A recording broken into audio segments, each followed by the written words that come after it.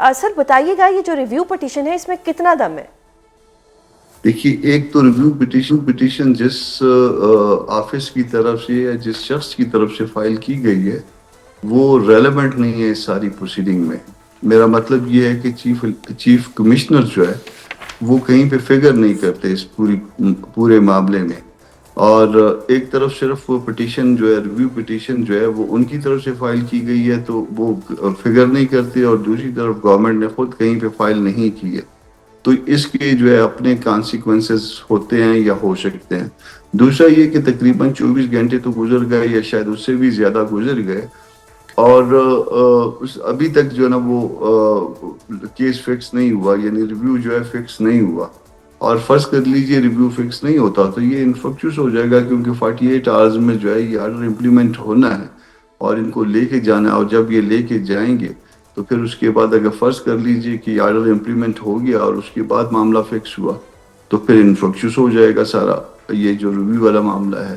تو اس کی کمپیٹنس کا، اس کے کمپیٹنٹ ہونے کا ایشو بھی میں نے آپ کے سامنے رکھ دیا ہے. یہ انکمپیٹنٹ ریویو پٹیشن ہے اور گورنمنٹ نے خود کوئی بھی فائل نہیں کی ہے. دوسرا جو ہے نا وہ جلدی فکسیشن کا بھی کوئی امکان بظاہر تو معلوم نہیں ہوتا. آپ دیکھتے ہیں سو دیٹ مینس کہ سپریم کورٹ کے آرڈر کو مد نظر رکھتے ہوئے کل عمران خان صاحب کو ہاسپٹل شفٹ کرنا لازمی ہے کیونکہ ڈیڈ لائن ہے کل.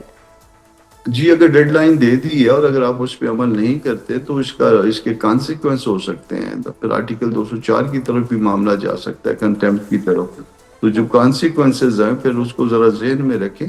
ویسے بھی اگر کوئی سپریم کورٹ کہتی ہے یا اگر ایون نہ بھی کہتی تو اگر کوئی علاج کے لیے کہیں لے جانا چاہ رہے ہیں یا کوئی شخص جانا چاہ رہا ہے تو اس کو ایگزامن کروا دیں. اس میں کیا پرابلم کیا ہے؟ یہ تو جو نان ایشوز جو ہے نا وہ اس ملک میں جو ہے نا وہ ایشوز بن جاتے ہیں. سر آپ نے آرٹیکل 204 کی بات کی، اور اگر کل جو ریویو پٹیشن ہے وہ نہیں لگتی اور خان صاحب کو ہاسپٹل شفٹ نہیں کیا جاتا، 18 اگست والا جو ایک آرڈر تھا اس پہ بھی امپلیمنٹ نہیں ہوتا، تو پھر تو پی ٹی آئی کو کنٹیمپٹ آف کورٹ میں جانا پڑے گا. یہ تو انہوں نے فیصلہ کرنا ہے کہ جائے گی یا نہیں جائے گی، مگر جا سکتی ہے. ان کے پاس ایک رستہ کھل جائے گا. ان کے پاس کوئی انیشیٹ کر سکتے ہیں پروسیڈنگ کو. اور فرض کر لیں کہ وہ انیشیٹ پروسیڈنگ اس طرح کی کرے کہ جی یہ سب کچھ پرائم منسٹر کے کہنے پہ ہوا ہے، پرائم منسٹر صاحب نے جو ہے نا وہ کہا ہے، اور کوئی فرض کر لے کہ وہ ڈاکومنٹ بھی ریکٹ پہ آ جاتا ہے تو اس کے کانسیکوینس آپ کے ذہن میں ہے. یوسف رضا گیلانی صاحب والا کیس آپ کے ذہن میں ہے. صحیح. سر ایک اور چیز بتائیے گا کہ جس طرح کل حکومتی وزراء کہہ رہے تھے کہ جی ٹھیک ہے اسی طرح سے ریلیف ملنا تھا یا اسی طرح سے اس کا خیر مقدم کرتے ہیں، آل آف سڈن پھر اعظم نذیر تارڑ صاحب آتے ہیں ٹی وی پہ، وہ کچھ اور کہتے ہیں، پھر پٹیشن دائر ہو جاتی ہے، اور پھر یہ بھی کہا جاتا ہے کہ یہ جو ہیں ہمارے جو نواز شریف صاحب ہیں یہ ان کے خلاف ایک سازش ہو رہی ہے. اس ساری پینک کی سچویشن کو آپ کس طرح سے دیکھ رہے ہیں؟ دیکھیے، اس ملک میں کانسپریسی تھیوریز بھی ہوتی ہیں اور معاملات جو ہے نا کانسپریسی بھی ہوتی ہے. یہ سارے اس طرح سے میڈیکل کے معاملات جو ہے نا وہ جب ایک مخصوص پیک پہ پہنچ جاتا ہے تو اس کے بعد جو ہے نا وہ پھر بعض اوقات جو ہے نا اسٹیبلشمنٹ کو بھی جو ہے اس شخص سے، اس قیدی سے جان چھڑانا جو ہے نا وہ اس کی ضرورت بن جاتی ہے. نواز شریف کا معاملہ بھی آپ کے ذہن میں ہوگا اور لوگوں کے معاملات بھی تھے. ممکن ہے یہ معاملہ بھی اسی طرح سے ملتا جلتا ہو یا نون کے خیال میں اس سے ملتا جلتا ہو، یا اس کا بیک گراؤنڈ جو ہے پیپلز پارٹی کے درمیان اور نون کے درمیان اس وقت کی تلخیاں ہو. اس میں سے 2 اچھے بچوں میں سے ایک اچھا بچہ بگڑا ہوا ہے آج کل، تو انہوں نے ان کو شاید یہ جو ہے نا وہ کنفرنٹ کروانا ہو. تو یہ سارا کچھ جو ہے نا یہ امکانات میں یہ ساری تھیوریاں جو ہے مارکیٹ میں گردش کر رہی ہیں. صحیح. اچھا سر، آپ سے پہلے ہمارے پروگرام میں رانا احسان افضل صاحب موجود تھے. انہوں نے کہا ہے کہ جی ہاسپٹل ہمیں شفٹ کرنے میں کوئی مسئلہ نہیں ہے، بٹ دا پرابلم از کہ پرائیویٹ ہاسپٹل کیوں، سرکاری ہاسپٹل. اینڈ سیکنڈلی یہ سارا اختیار جو ہے یہ عدالت کا نہیں ہے، میڈیکل بورڈ کا ہے. میڈیکل بورڈ سجیسٹ کرے گا کہ خان صاحب کو کس ہاسپٹل میں شفٹ کرنا ہے، کرنا بھی ہے یا نہیں کرنا. اس پہ آپ کی قانونی رائے کیا ہے؟ دیکھیے، میری قانونی رائے میں تو عدالت آرٹیکل 9 کو انفورس کر سکتی ہے، مگر اس کو انفورس کرتے کرتے انہوں نے کسی اور آرٹیکلز کو جو ہے نا وہ اس کو خراب کر لیا. اس میں جو انہوں نے یہ کہہ دیا کہ آگے کوئی سیاسی گفتگو ان کے حوالے سے نہیں کی جائے گی. تو کیا یہ عدالت کا کوئی حق ہے اس طرح کہ فرض کریے مجھے ملاقات کی اجازت دیتے عمران خان صاحب سے اور بعد میں کہتے ہیں کہ کامران صاحب جو ہے نا باہر نکل کے جو ہے کوئی سیاسی گفتگو نہیں کرے گی ان کے حوالے سے. Under what authority, under what law? یعنی سر اس کا مطلب ہے کہ آپ کے نزدیک فیصلے میں بھام ہے کچھ چیزوں کو لے کر؟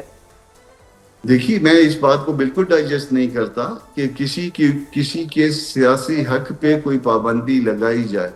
جو میرا حق ہے، جو میرا بنیادی دستوری حق ہے، اس کو اس کے اوپر کوئی قدغن عائد نہیں کی جا سکتی.